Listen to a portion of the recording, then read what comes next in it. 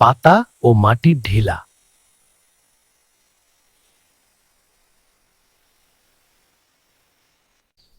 রাস্তার ধারে একটা গাছে অনেকগুলো সবুজ পাতা ছিল।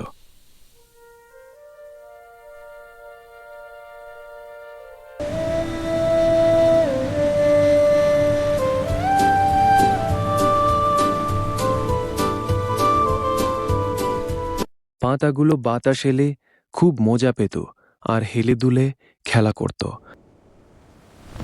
একদিন হঠাৎ খুব জোরে বাতাস এলো।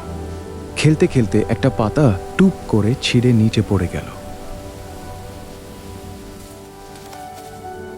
বাতাস খুব জোরে বইছিল, তাই পাতাটা কোনোভাবেই গাছের নিচে থাকতে পারছিল না।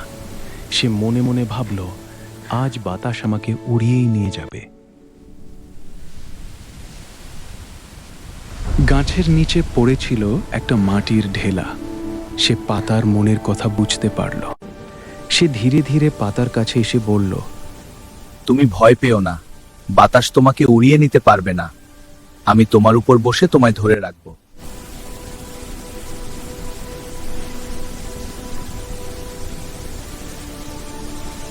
একটু পরেই হঠাৎ করে বৃষ্টি শুরু হলো। বৃষ্টি শুরু হতেই মাটির ঢেলা মনে মনে ভাবল, বৃষ্টির জন্য আজ আমি হয়তো গলেই যাব। পাতাটি মাটির ঢেলার মনের কথা বুঝতে পারল। সে মাটির ঢেলাকে বলল, তুমি একটুও চিন্তা করো না, বৃষ্টি তোমার কিছুই করতে পারবে না। আমি তোমাকে ঢেকে রাখব। এরপর পাতাটি গিয়ে মাটির ঢেলাকে বৃষ্টি থেকে আড়াল করে রাখল। বৃষ্টি মাটির ঢেলাকে গলাতে পারল না। এবার মাটির ঢেলা পাতাকে বলল, আজ থেকে আমরা বন্ধু। আমরা একজন অন্যজনকে সাহায্য করেছি বলেই আজ আমরা দুজনেই বেঁচে আছি। এখন থেকে আমরা সব সময় একে অপরকে সাহায্য করব। পাতাটি মাটির ঢেলার কথা শুনে খুব খুশি হলো। সেই থেকে তারা দুজন বন্ধু এবং সবসময় একে অন্যকে সাহায্য করে।